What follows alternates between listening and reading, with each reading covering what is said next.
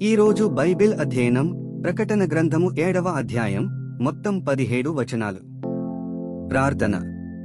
తండ్రి, మేము మరొక రోజు అనుభవించినందుకు కృతజ్ఞతలు మరియు మీ మాటను అధ్యయనం చేస్తూ మా సమయాన్ని ఆశీర్వదించండి. మమ్మల్ని మీ దగ్గరకు రప్పించమని మేము కోరుతున్నాము. యేసునామంలో ఆమెన్. ప్రకటన గ్రంథము 7వ అధ్యాయం. అటు తరువాత భూమి యొక్క 4 దిక్కులలో 4 దేవదూతలు నిలిచియుండి, భూమి మీదనైనను సముద్రము మీదనైనను ఏ చెట్టు మీదనైనను గాలి వీచకుండునట్లు భూమి యొక్క 4 దిక్కుల వాయువులను పట్టుకునియుండగా చూచితిని. మరియు సజీవుడగు దేవుని ముద్రగల వేరొక దూత సూర్యోదయ దిశ నుండి పైకి వచ్చుట చూచితిని. భూమికిని సముద్రమునకును హాని కలుగజేయుటకై అధికారము పొందిన ఆ 4 దూతలతో, ఈ దూత మేము మా దేవుని దాసులను వారి నొసళ్లయందు ముద్రించు వరకు భూమికైనను సముద్రమునకైనను చెట్లకైనను హాని చేయవద్దని బిగ్గరగా చెప్పెను.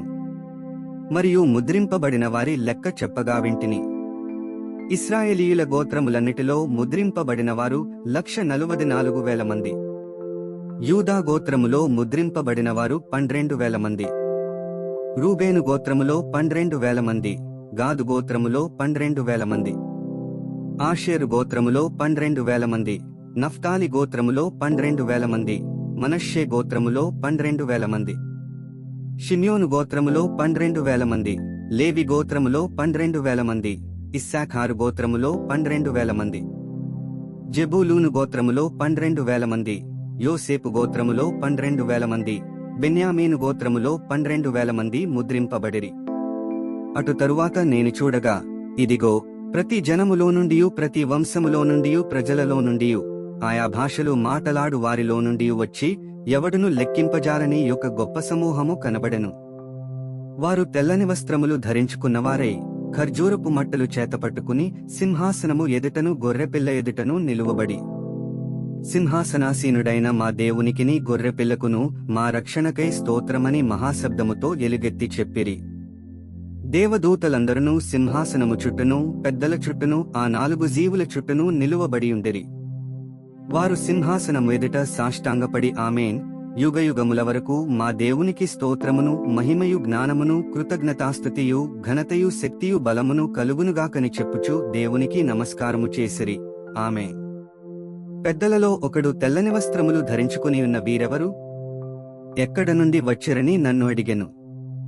అందుకు నేను, అయ్యా, నీకే తెలియననగా అతడు ఈలాగు నాతో చెప్పెను, వీరు మహాశ్రమల నుండి వచ్చినవారు. గొర్రెపిల్ల రక్తములో తమ వస్త్రములను ఉదుకుకొని వాటిని తెలుపు చేసుకొనిరి. అందువలన వారు దేవుని సింహాసనము ఎదుట ఉండి రాత్రింబగళ్ళు ఆయన ఆలయములో ఆయనను సేవించుచున్నారు. సింహాసనాసీనుడైన వాడు తానే తన గుడారము వారి మీద కప్పును. వారికి ఇక మీదట ఆకలియేనను దాహమైనను ఉండదు. సూర్యుని ఎండయేనను ఏ వడగాలియేనను వారికి తగులదు. ఏలైనగా సింహాసన మధ్యమందుండు గొర్రెపిల్ల వారికి కాపరియే, జీవజలముల బుగ్గల యొద్దకు వారిని నడిపించును. దేవుడే వారి కన్నుల నుండి ప్రతి బాష్పబిందువును తుడిచివేయును. 17 వచనాలు చదివియున్నాము. ముగింపు ప్రార్థన. ఓ దేవా, మా విలువైన సమయాన్ని మీ వాక్యాన్ని అధ్యయనం చేసినందుకు ధన్యవాదాలు. మా మార్గాలలో నడవడానికి మరియు మన సత్యాన్ని ఇతరులతో పంచుకోవడానికి మాకు ధైర్యాన్ని ప్రసాదించు. మీ పరిశుద్ధాత్మ మాకు మార్గనిర్దేశం చేస్తూ సర్వసత్యంలోకి మమ్ములను నడిపించునుగాక. ఆమెన్.